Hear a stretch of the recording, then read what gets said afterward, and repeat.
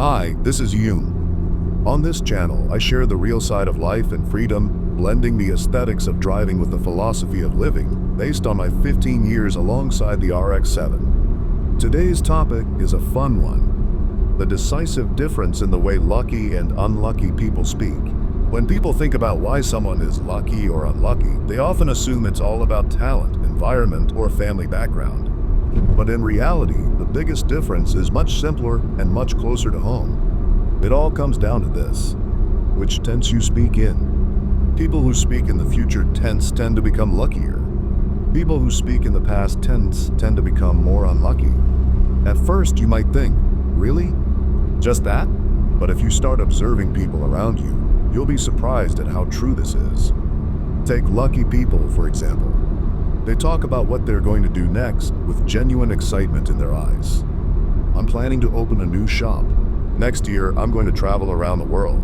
I'm launching a new project.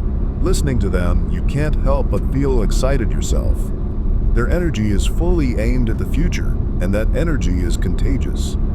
As a result, money, people, and opportunities naturally flow toward them. Even in parenting, you hear it. I want to raise my kids this way in the future. I want to give my children the same love my parents gave me. These people look forward to what's ahead.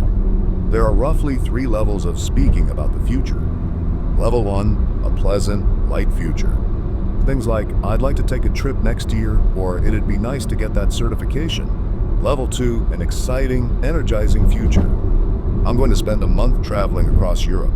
I'm starting a new business and doubling my revenue. Even talking about it makes your voice lift. Level 3, an unbelievably big future. The kind of goal so bold that people laugh and say, that's impossible. For example, when Masayoshi Son started SoftBank, he casually said he would build a company worth 1 or 2 trillion yen. The way most people might talk about ordering 1 or 2 pizzas. It wasn't forced, it was a natural way of speaking for him. Soichiro Honda, while still making motorcycles, declared, someday we'll compete in Formula One.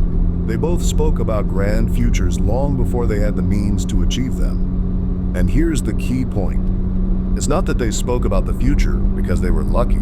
They became lucky because they spoke about the future. On the other hand, unlucky people, they stay connected to the past. They treated me terribly back then. That person didn't help me, and that's why I'm stuck. My parents were like this, so I can't succeed. They dig into the past for reasons why their present isn't working out. It drags down their own mood and the mood of anyone listening. It's the start of a bad cycle. You see this clearly in work situations. At job interviews, people who dwell on complaints about their old company almost never get hired. Those who say, I learned a lot from my last job, or I'm grateful for that experience, leave a much better impression. There's a true story from the US. A factory shut down, and the news crew interviewed 2 former employees. One woman said, I'm so grateful I had the chance to work there.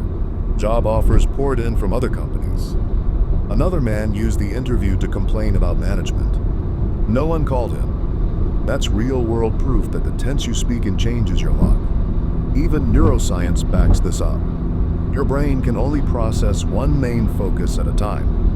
When you talk about a positive future, your brain treats it like it's already real, making it easier to move toward it.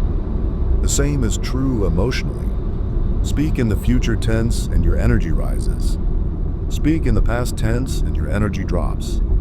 From both an IQ and EQ standpoint, speaking in the future tense is one of the most powerful ways to improve your luck. So, how do you make future-focused speaking a habit? It's simple. Step 1. Write down a future that excites you. It could be travel the world, move abroad, start my own business, double my income, meet my ideal partner, anything.